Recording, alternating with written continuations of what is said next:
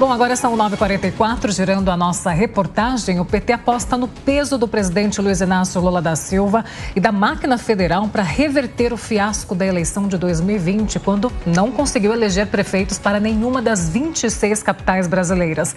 Quem tem mais informações é a Beatriz Manfredini, que vai contar para a gente mais detalhes. Beatriz, bom dia, bem-vinda mais uma vez. Oi, Paula, bom dia de novo para vocês por aí.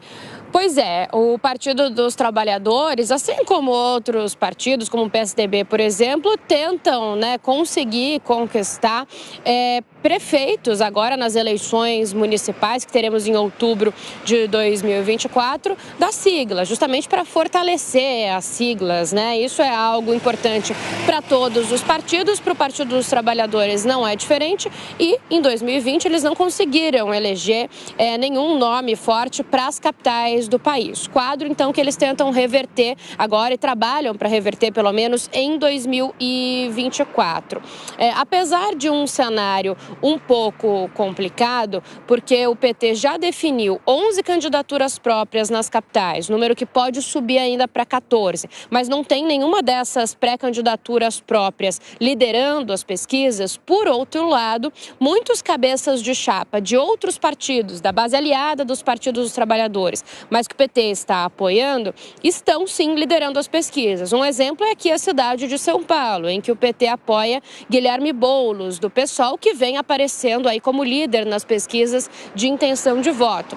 A história se repete no Rio de Janeiro, em que Eduardo Paes é apoiado pelo Partido dos Trabalhadores, ele que é do PSD e também lidera as pesquisas. Portanto, o PT tem aí esses dois apoios liderando essas pesquisas de intenção de voto nos dois maiores colégios eleitorais do país. Também tem uma situação parecida em Recife, por exemplo, em que apoia João Campos, do PSB. Por lá ele também aparece liderando. Então, apesar de não ter os candidatos próprios ainda, pelo menos, liderando essas pesquisas, já tem outros candidatos da base aliada em que estão apoiando em grandes colégios eleitorais que vem aí apresentando bons resultados nessa pesquisa de intenção de votos. O fato é que tem muito tempo ainda, de fato, para começar a campanha e para a eleição. Eu falei que, por enquanto, eles já definiram 11 candidatos próprios em capitais, número que pode subir para 14. Por quê? Porque ainda não tem definições em Florianópolis, lá em Santa Catarina, em Manaus, no Amazonas, e também em Cuiabá, Mato Grosso. Aí esse número pode subir. Claro que o partido segue aí conversando e alinhando as melhores estratégias para tentar se fortalecer no pleito deste ano, Paula. Beatriz Manfredini falando aqui de São Paulo. Valeu, Beatriz. Quero chamar agora o Gustavo Segré para a gente falar um pouco sobre eleições municipais também. A gente viu a Beatriz falar justamente sobre o Partido dos Trabalhadores estar apoiando o Guilherme Boulos. Apostando nesse apoio de peso aí para Guilherme Boulos aqui em São Paulo, apoiando também a candidatura de Eduardo Leite no Rio Grande do Sul. É uma estratégia boa? Será que agora vai colocar? A gente viu que nenhum dos 26 estados brasileiros aqui, o PT conseguiu garantir um candidato nas eleições. E agora? Será que vai, Paula? Mas a dúvida me parece que passa por outro lugar. É difícil de entender e muito mais de aceitar que o PT, que é um partido que vem há muitos anos trabalhando na política, não tenha conseguido candidatos próprios.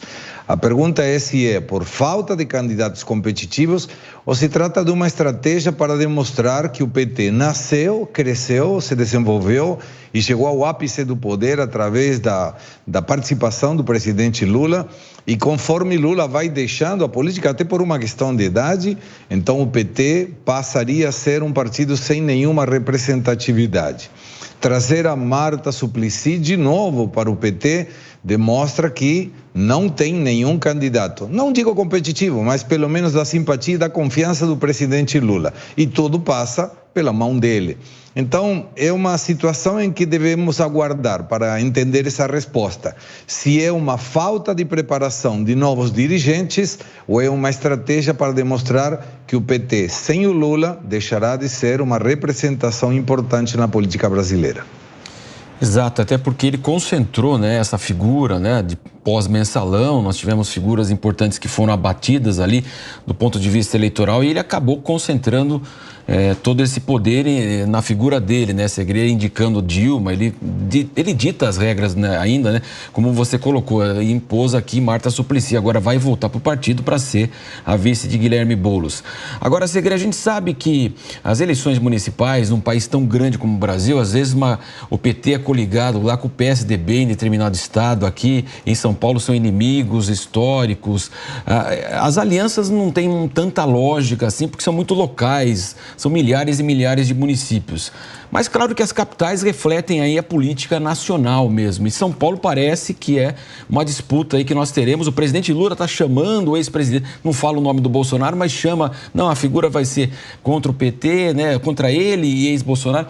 São Paulo será de fato nacionalizada essa questão e a gente observa também que o PSDB hoje também tem muita dificuldade, inclusive venceu a última eleição municipal com Bruno Covas, ele acabou morrendo infelizmente, Ricardo Nunes assumiu, mas de qualquer forma eles nem têm candidato mais o PSDB aqui em São Paulo. Como é que você analisa esse cenário aqui? Será um balizador para as futuras eleições presidenciais, Segre?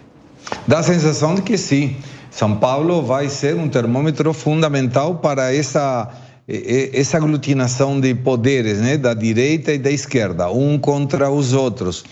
No caso de Ricardo Nunes, ele confronta também a possibilidade de representar uma parte do centro eleitoral, aquele que não quer se involucrar na disputa dos poderes entre uma esquerda representada pelo presidente Lula e uma direita representada pelo ex-presidente Bolsonaro.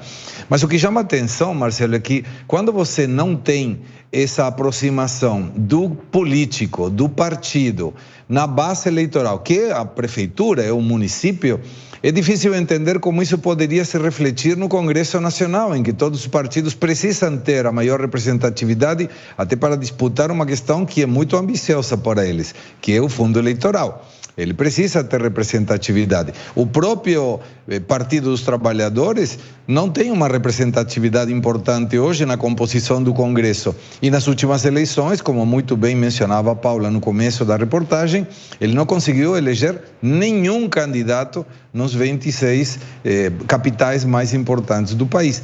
Então, eu tenho a sensação de que se trata de uma estratégia do próprio Partido dos Trabalhadores. Provavelmente na colocação de um vice-prefeito, uma candidata à vice-prefeitura, que possa no dia de amanhã, através de uma negociação que nunca saberemos se existiu, ter a possibilidade de uma reeleição da chapa através do vice-prefeito. Então, por exemplo, daqui a 4 anos, se o Boulos e a Marta Suplicy foram vencedores na contenda eleitoral, então que não seja Boulos que se candidate como uma sequência, sino que permita que a Marta Suplicy, representante do PT, possa ter acesso a essa representatividade como uma dirigente efetiva. Então, passaria de ser uma vice para a prefeita, nesse caso. E muito provavelmente isso possa ser refletido em outras capitais. Mas eu continuo pensando, me custa acreditar que o Partido dos Trabalhadores, com tantos dirigentes, em tantos lugares, uma capilaridade tão grande, não tenha condições de apresentar candidato próprio. Aí pode ser uma outra questão, que é, será que ainda não está muito fresco na memória das pessoas essa situação do mensalão, do petrolão, e que qualquer candidato possa ter um resultado pífio? Talvez seja por aí, e o faro do presidente Lula não pode ser questionado indubitavelmente.